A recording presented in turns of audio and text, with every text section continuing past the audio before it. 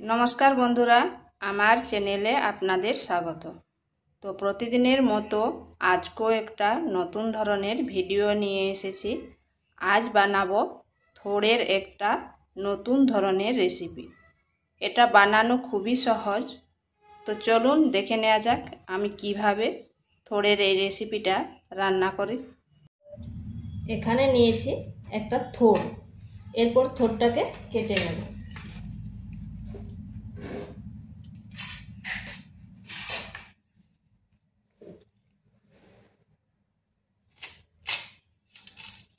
থোড়টা এইভাবে কাটতে হবে, আর এই যে সুতোর মতো অংশ যেটা আছে সেটা আঙ্গুল এইভাবে ঘুরিয়ে নিতে হবে। প্রথমে এইরকম চাকা চাকা করে কেটে নিচ্ছি। এই যে সুতোর মতো গুলো এইভাবে আঙ্গুল দিয়ে ঘুরিয়ে নিলে সেটা আঙ্গুলের মধ্যে থেকে যাবে। এবার পরে সেটা বাদ দিয়ে এইভাবে ফেলে দিচ্ছি।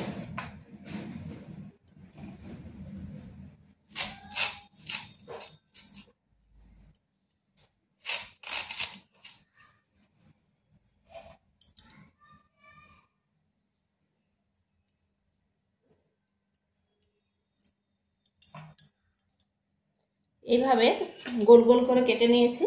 এরপর এগুলোকে ছোট ছোট করে কেটে নেব।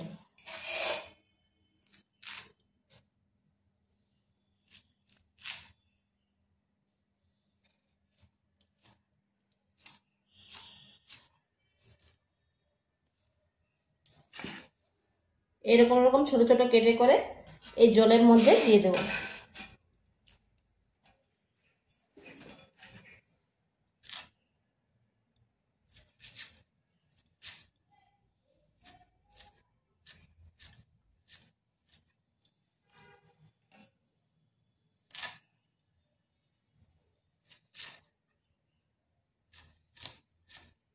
এইভাবে সমস্ত থোড়টা কেটে নিচ্ছি। থোড়টাকে 2 থেকে 3 বার ভালোভাবে চটচটকে ধুয়ে নিয়েছি। এরপর এইভাবে জলটা ঝরিয়ে তুলে নিচ্ছি।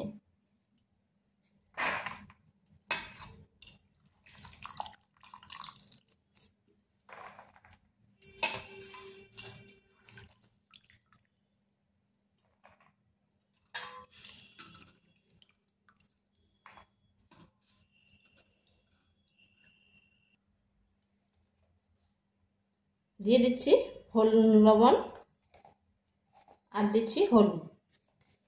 এবার ভালো করে মাখিয়ে নিচ্ছি। এইভাবে চটকে চটকে মাখতে হবে।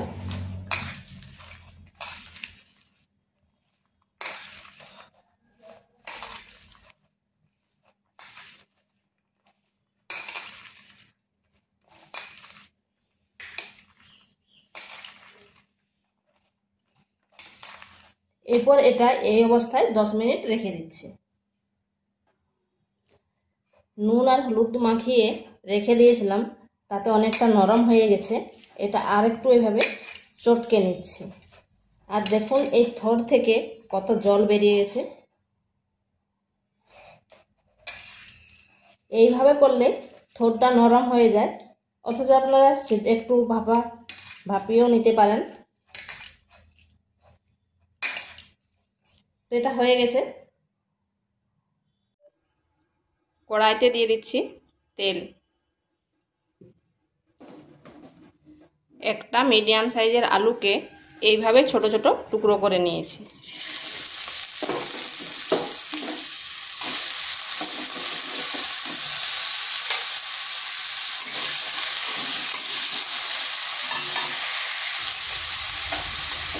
দিয়ে দিচ্ছি সামান্য হলুদ আর পরিমাণ মতো লবণ। আলুটাকে হালকা ভেজে নেব। মিনিট 2 ঢাকা দিয়ে রেখে দিচ্ছি।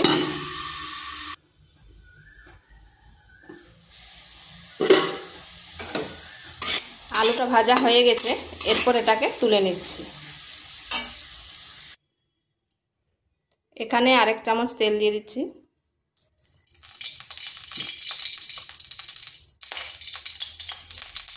দিচ্ছি গোটা জিরা, একটা শুকনো লঙ্কা আর তেজপাতা।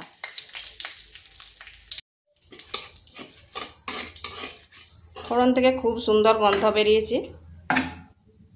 দিচ্ছি একটা পেঁয়াজকে এইভাবে ছোট ছোট টুকরো করে কেটে নিয়েছি।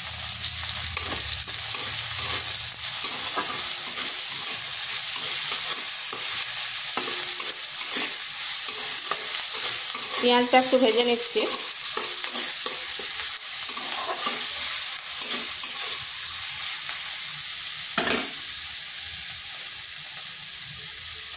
দিয়ে দিচ্ছি আদা আর রসুনের পেস্ট।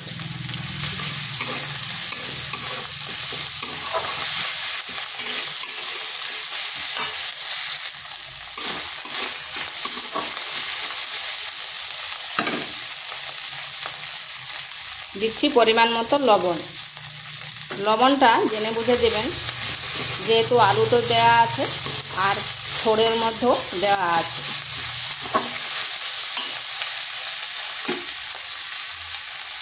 একটা টমেটোকে এভাবে গ্রেড করে নিয়েছিলাম, দিয়ে দিচ্ছি টমেটোর গ্রেড।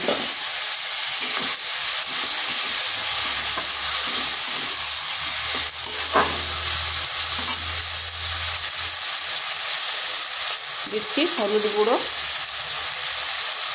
জিরা গুঁড়ো, ধনে গুঁড়ো, লঙ্কার গুঁড়ো।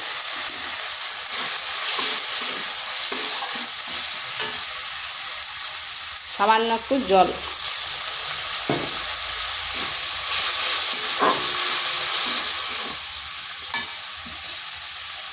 দিয়ে দিচ্ছি 1 চিমটে চিনি।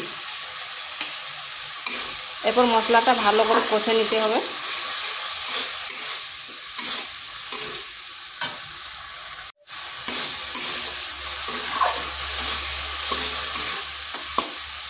মশলাটা কষানো হয়ে গেছে। এরপর দিয়ে দিচ্ছি থোড়টা থেকে জল ঝরিয়ে রেখেছিলাম।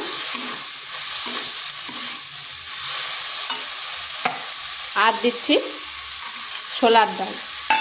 ছোলার ডালটা আমি 15 মিনিট আগে ভিজিয়ে রেখেছিলাম।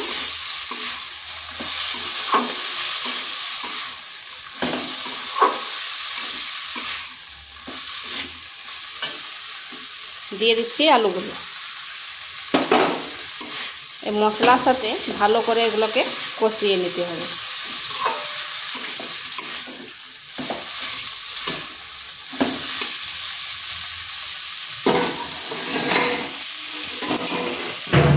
দুই থেকে 3 মিনিট ঢাকা দিয়ে রেখে দিচ্ছি।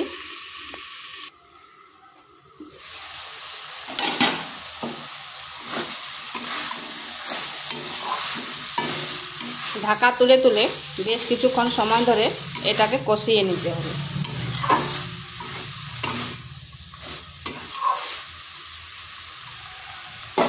এরপর দিয়ে দিচ্ছি জল।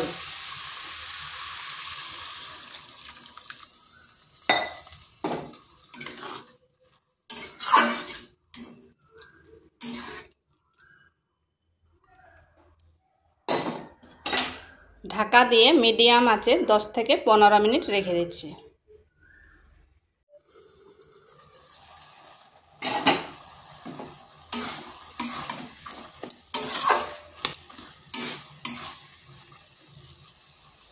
দেখুন আলুগুলোও সেদ্ধ হয়ে গেছে, থোড়টাও সেদ্ধ হয়ে গেছে আর ডালটাও সেদ্ধ হয়ে গেছে।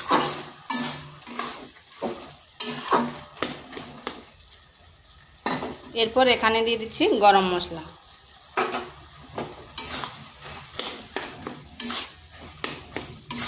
এইভাবে একটু খুন্তি দিয়ে করে দিচ্ছি, তাতে বেশ মাখো মাখো হবে। আলুগুলো ভেঙে গেলে একটু মাখো মাখো ভাব আসবে। তো এইভাবে একবার থোড় রান্না করে দেখতে পারেন, খেতে কিন্তু দারুণ লাগে।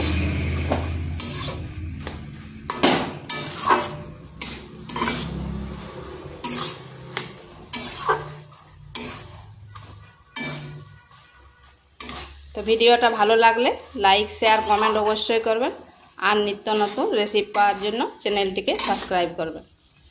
এটা হয়ে গেছে, এরপর নামিয়ে নিচ্ছি।